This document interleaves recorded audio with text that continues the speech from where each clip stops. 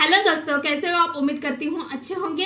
रोज की तरह आज मैं आप लोगों के लिए लाई हूँ बहुत ही बेहतरीन किचन की टिप्स। और ये ऐसे टिप्स है जिसे फॉलो करके यूज करके आप अपना टाइम बचा सकते हैं। ना सिर्फ अपना टाइम बचा सकते हैं बल्कि आप अपने पैसे भी ढेरों बचा सकते हैं। तो चलिए जानते हैं कौन सी वो टिप्स एंड ट्रिक्स। और आप मेरे चैनल में नए हो तो प्लीज मेरे चैनल को सब्सक्राइब करें, मेरे वीडियोस को लाइक करें और शेयर करना ना भूलें। तो चलिए जानते हैं कौन सी वो टिप्स एंड ट्रिक्स। सबसे पहले टिप्स एंड ट्रिक्स है हमारे अदरक को लेकर।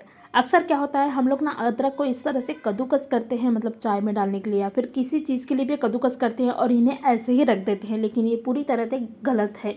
इन्हें कभी भी ऐसे ही नहीं रखना है, क्योंकि अगर आप ऐसे रखोगे तो इसमें कीड़े मकोड़े या फिर फंगस या फिर कॉकरोच की बहुत ज़्यादा डर है। तो इन्हें क्या करें, इस तरह से डब्बे में पैक करके रखें और जब आपको यूज़ करना है तो डब्बे में खोल लें और इन्हें यूज़ करें। उसके बाद में अगर आपको अदरक बच रहा है तो इन्हें फिर से क्या करें, डब्बे में रख दें। इस तरह से आप बहुत ही अच्छी तरह से अदरक को जो है वो सेव कर सकते हैं। नेक्स्ट हमारी टिप्स एंड ट्रिक्स है इस तरह से दवाइयों को लेकर। अक्सर हमारे पास में इस तरह से एक्सपायर हुई हुई दवाइयाँ जो है वो रहती है, तो हम इसे क्या करते हैं, फेंक देते हैं। लेकिन आप इसका भी इस्तेमाल जो है वो कर सकते हैं। तो करना क्या है, सबसे पहले तो मैं इस तरह से डब्बे में पानी ली हूँ। आप वो डब्बा यूज़ करें जिन्हें आप खाने पीने में इस्तेमाल नहीं करते। तो वो डब्बे में पानी ले, उसके बाद में दवाइयों को ये डब्बे में डाल दें। ये बहुत ही आसानी से घुल जाती है। अगर आपका मतलब कि ये दवाइयाँ नहीं घुल रही है तो आप क्या करें, थोड़ा सा इनको प्रेस कर ले, देखिए इस तरह से पानी में, तो ये आसानी से जो है वो घुल जाती है। तो मेरी दवाइयाँ जो है वो आसानी से घुल गई है। उसके बाद में हम लोग इसमें ही डालेंगे कपूर। कपूर से क्या होता है, एक बहुत अच्छा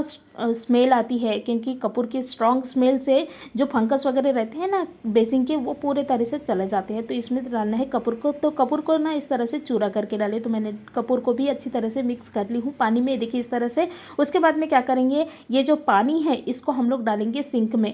सिंक में ऐसे बहुत सारे कीड़े मकोड़े जो है वो आते रहते हैं, फंगस भी बहुत आते रहते हैं और बैड स्मेल भी रहती है। तो ये पानी से, ये रेमेडी से ये इसके पूरे बैड स्मेल जो है वो पूरी तरह से ख़त्म हो जाएगी। तो करने क्या है, ये पानी जो हम लोग रेमेडी तैयार किए हैं उन्हें ये इसमें जो हमारे सिंक है ना उसमें डाल देना है। और ये काम जो है वो रात को करना है, क्योंकि रात को ही ज़्यादा फंगस वगैरह जो है ना वो आती है। तो ये काम रात को करें। तो ये पानी को डाल दे, उसके बाद में इसमें ही और अच्छी वाली पानी डाल दे। देखिए इस तरह से सुबह आप देखोगे तो आपकी जो सिंक है उसमें से बैड स्मेल भी नहीं आ रही है और कोई भी कीड़े मकोड़े जो है वो नहीं आ रहे हैं। नेक्स्ट हमारी टिप्स एंड ट्रिक्स है इस तरह से आलू और प्याज को। आलू और प्याज को कभी भी एक ही टोकरी या बैग में ना रखें। इससे क्या होता है, आलू जो है ना आपके खराब होने लगते हैं, सड़ने लगते हैं, क्योंकि प्याज की जो बैड स्मेल रहती है ना उसकी वजह से आलू जो है वो जल्दी ही सड़ती है। तो ये देखिए इस तरह से आलू को और प्याज को बिल्कुल भी एक ही टोकरी या बैग में नहीं रखना है। अगर आपके पास में जगह नहीं है तो आप क्या करें, दो अलग अलग बैग ले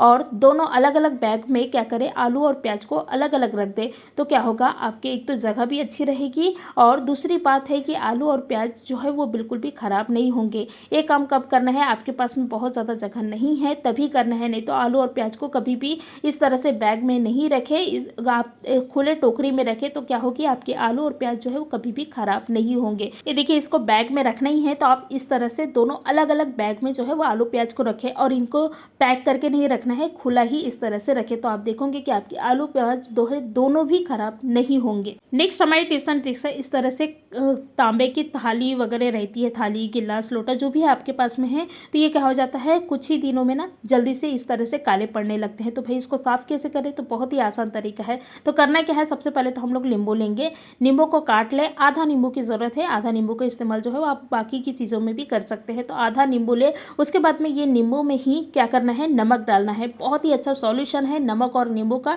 इससे आप कोई भी तांबे पीतल के जो बर्तन है उसको घस सकते हैं, उससे बहुत ही अच्छी तरह से ये जो है वो साफ़ हो जाती है। बिना वो जो रहता है ना एक पाउडर मिलता है तांबरी पाउडर, तो वो उसके भी बिना आपके जो तांबे और पीतल के बर्तन है वो एकदम चमक उठेगा। तो इस तरह से अच्छी तरह से साफ़ कर ले। तो मैंने देखिए आज इस तरह से अच्छी तरह से साफ़ कर ली हूँ। उसके बाद में इन्हें पीछे भी अच्छी तरह से साफ़ कर ले। तो आप देखोगे कि आपके जो तांबे पीतल के बर्तन है वो इस तरह से चमक गए हैं। तो ये देखिए इस सामने तो मैंने साफ़ कर ली हूँ। उसके बाद में इसी से पानी या फिर नमक से और नींबू से क्या करें, पीछे भी इनके साफ़ कर ले। तो आधा नींबू में आपकी जो पूरे थाली है वो एकदम चमक उठेगा। तो मैंने दोनों तरफ से अच्छी तरह से साफ़ कर ली हूँ। उसके बाद में आपको धोकर बताती हूँ कि पहले मेरी थाली जो है वो कैसी थी और अब कैसी है। देखिए कितनी अच्छी तरह से चमक गया है। इस तरह से आप तांबे पीतल के जो भी थाली है, गिलास है, लोटा है, उनको क्या कर सकते हैं, इस तरह से नींबू और नमक से चमका सकते हैं। नेक्स्ट हमारी टिप्स एंड ट्रिक्स है मिक्सी को लेकर। मिक्सी की जो ऊपर का पोर्शन रहता है ना वो ज़्यादा गंदा हो जाता है अगर आपके पास में इस तरह से मिक्सी है तो। नहीं तो आपके पास में जो दूसरा मिक्सी रहता है ना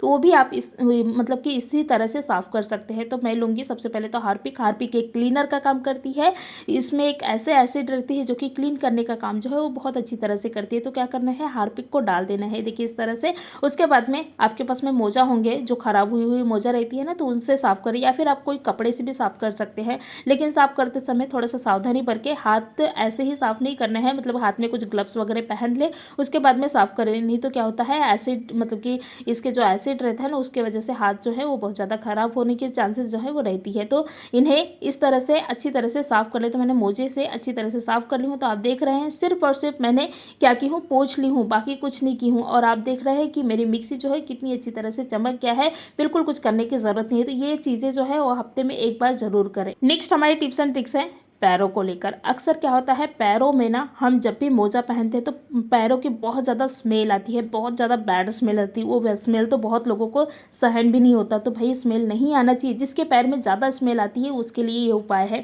तो जब भी ज़्यादा स्मेल आए आपके पैर में मोजा पहनने के बाद में, तो क्या करना है, सबसे पहले तो पॉलीथीन को डाल लेना है पैरों में, देखिए इस तरह से। उसके बाद में आप मोजा पहने तो आप देखोगे कि आपके पैरों से बैड स्मेल बिल्कुल भी नहीं आ रही है और एक अच्छी स्मेल आती है। अगर आपको और भी अच्छा स्मेल मतलब कि इसमें लाना है तो एक रहती है डांबर गोली, तो उसको भी आप क्या कर सकते हैं, पैरों के अंदर डाल सकते हैं। तो उससे भी बैड स्मेल जो है वो पैरों की नहीं आती। तो इस तरह से मोजे को जो है वो पहन ले। तो मैंने मोजे को जो है अच्छी तरह से पहन ली हूँ। उसके बाद में आप देख सकते हैं बिल्कुल भी लग नहीं रहा कि इसके अंदर पॉलीथीन भी है करके, और आपकी जो पैर है उसमें बिल्कुल भी बैड स्मेल नहीं आएगी। तो ये छोटे से उपाय है लेकिन बहुत ज़्यादा काम के हैं। नेक्स्ट हमारे टिप्स एंड ट्रिक्स है चेयर को लेकर। अक्सर चेयर में ना दाग धब्बे वगैरह लग जाते हैं, तो भाई इसको निकालना बड़ा मुश्किल हो जाता है। लेकिन आप बिल्कुल 2 मिनट में इसको जो है वो ये दाग धब्बे जो है ना चेयर के निकाल सकते हैं। तो करना क्या है, सबसे पहले तो हम लोग क्या करेंगे, इसमें ना हार्पिक डालेंगे। तो हार्पिक एक क्लीनर का काम करती है, इसको मतलब कि गलत नहीं समझना है, ये इससे बहुत ही जल्दी और आसानी से साफ़ हो जाती है।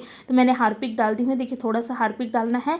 उसके बाद में मतलब कि पूरे जो ये है चेयर है उसमें पूरे हार्पिक डाल दे, देखिए इस तरह से मैंने डाल दी हूँ। उसके बाद में क्या करना है, मोजा लेना है। नॉर्मली सभी के पास में मोजा जो है वो रहती है, तो मोजा को ले ले। और मैंने पहले भी बताई हूँ कि हाथ में ग्लव्स पहन के ये जो है इस्तेमाल करें। मैं थोड़ा ज़्यादा रिस्क लेती हूँ इसलिए मैंने हाथ में ग्लव्स जो है वो नहीं पहनी हूँ, लेकिन आप ग्लव्स पहन के या फिर पॉलीथीन डाल के ये इसे जो है वो इस्तेमाल करें। तो क्या करना है, मैंने अच्छी तरह से क्या कर ली हूँ, पोंछ ली हूँ चेयर को। और देख सकते हैं आप, सिर्फ पोंछी हूँ तो इसके जितने भी दाग वगैरह है ना वो पूरे निकल गए हैं, क्योंकि जो हार्पिक है वो इतना मतलब कि क्लीनिंग का काम करती है। इसमें कुछ ऐसा एसिड रहती है जिससे कि क्लीनिंग का काम बहुत ही अच्छी तरह से करती है। तो आप देख रहे हैं 2 मिनट में मेरी जो चेयर है एकदम साफ़ हो गई है और बिल्कुल भी कुछ करने की ज़रूरत नहीं है। आप चाहे तो इसको बाद में धो भी सकते हैं या फिर इन्हें ऐसे ही सुखा सकते हैं। तो आप देखोगे कि आपकी जो चेयर है एकदम चमक गया है सिर्फ और सिर्फ पोंछने से। नेक्स्ट हमारी टिप्स एंड ट्रिक्स है अगेन अदरक को लेकर। अदरक बहुत काम की चीज़ है, लेकिन ये अदरक की ना कभी कभी हमको पेस्ट बनाने पड़ते हैं। आप चाहे अदरक लो या फिर लहसुन लो, तो इनकी पेस्ट जो है वो बनाने पड़ते हैं। तो भाई बहुत झंझट का काम रहता है, लेकिन आप एक काम भी जो है वो बहुत ही आसान कर सकते हैं। तो करना क्या है, हमारे पास में कद्दूकसर रहती है ना, आप चाहे छोटा या बड़ा कोई भी कद्दूकसर जो है वो ले सकते हैं। उसके बाद में कद्दूकसर को पॉलीथीन के अंदर डाल देना है। उसके बाद में आप कद्दूकस करोगे तो आप देखोगे कि इसकी जो पेस्ट है अदरक की बहुत ही आसानी से मतलब कि बन गया है। और आपके हाथ में जो होता है ना, कद्दूकस करते करते हमारे हाथ जो है वो छिल जाता है, तो उसकी भी झंझट नहीं रहेगी और आपकी पेस्ट भी 2 मिनट में मतलब कि तैयार हो जाएगी। इस तरह से आप लहसुन की भी पेस्ट जो है वो तैयार कर सकते हैं बिल्कुल 2 मिनट में। और दूसरी बात यह है कि आपके कद्दूकसर भी खराब नहीं होगी। तो ये है ना छोटा सा उपाय, छोटा है लेकिन बहुत ज़्यादा काम का है। नेक्स्ट हमारी टिप्स एंड ट्रिक्स है अगेन अदरक को लेकर। अदरक को सेव करना बड़ा मुश्किल हो जाता है, मतलब कि कभी कभी क्या होता है ज़्यादा क्वांटिटी में हम लोग अदरक ला लेते हैं ना, तो इसको रखना या फिर क्योंकि कैसे क्या होता है कि अदरक जो है वो ख़राब भी होती है। तो भाई इसको रखना कैसे है, मैंने ऐसे बहुत सारे उपाय जो है वो बताई हूँ पिछले वीडियो में कि अदरक को आप किस तरह से सेव कर ले। ये दूसरा उपाय है। तो आप क्या करना है, एक डब्बा लेना है या फिर आप ग्लास भी ले सकते हैं बड़ा वाला आपके पास में है तो, या फिर लोटा भी ले सकते हैं। तो मैंने इस तरह से डब्बा ली हूँ, एयर टाइट डब्बा लेना है। उसके बाद में पानी डालना है डब्बे में और उसके अंदर अदरक को डाल दे देखिए इस तरह से, और इनकी ढक्कन लगाकर आप इन्हें पैक करके फ्रिज में रखें। तो आपके जो अदरक है वो महीनों तक बिल्कुल भी ख़राब नहीं होगी, बिल्कुल सुरक्षित रहेगी। ये बहुत अच्छा तरीका है अदरक को सेव करने का। नेक्स्ट हमारी टिप्स एंड ट्रिक्स है इस तरह से मैगी के पैकेट बोलो या फिर कोई भी चीज़ें के पैकेट बोलो हम लोग खोलते हैं और इन्हें ऐसे ही रहने देते हैं, तो ये बहुत ज़्यादा गलत है। ऐसे ही नहीं रहने देना है।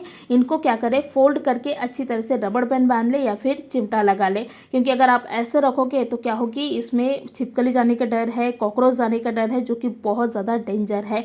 तो कभी भी ऐसे ही इन्हें खुला नहीं रखना है। इन्हें क्या करें, इस तरह से रबड़ बैंड से अच्छी तरह से बांध ले। उसके बाद में आप चाहे तो अगर आपके पास में चिमटा है तो आप चिमटा लगा सकते हैं। अगर आपके पास में ये देखिए इस तरह से चिमटा नहीं है तो आप क्या कर सकते हैं, जो कपड़ा सुखाने का चिमटा रहता है ना, तो वो भी आप लगा सकते हैं। देखिए इस तरह से पैक करके रखिए। कोई भी चीज़ें आप रखना मतलब कि रख रहे हैं तो इस तरह से पैक करके ही रखिए, इन्हें खुला ना रखें। नेक्स्ट हमारे टिप्स एंड ट्रिक्स है, इस तरह से साबुन को बैग बोलो या बंडल बोलो हम लोग कभी कभी लाते हैं और इनको तो मतलब कि निकालना बड़ा मुश्किल हो जाता है। तो आप क्या कर सकते हैं, इन्हें अगर निकालना चाहते हैं तो आप क्या करें, कैंची ले और कैंची से इस तरह से बस आगे का और पीछे का जो पोर्शन है उसको कट कर ले, तो आपके साबुन जो है वो ईजिली निकल जाएगी और बाकी के जो मतलब कि साबुन का गुच्छा या फिर पैकेट बोलो जैसा का वैसा रहेगा। तो ये बहुत ही आसान तरीका है, छोटा सा है लेकिन बहुत ज़्यादा काम के है। धन्यवाद।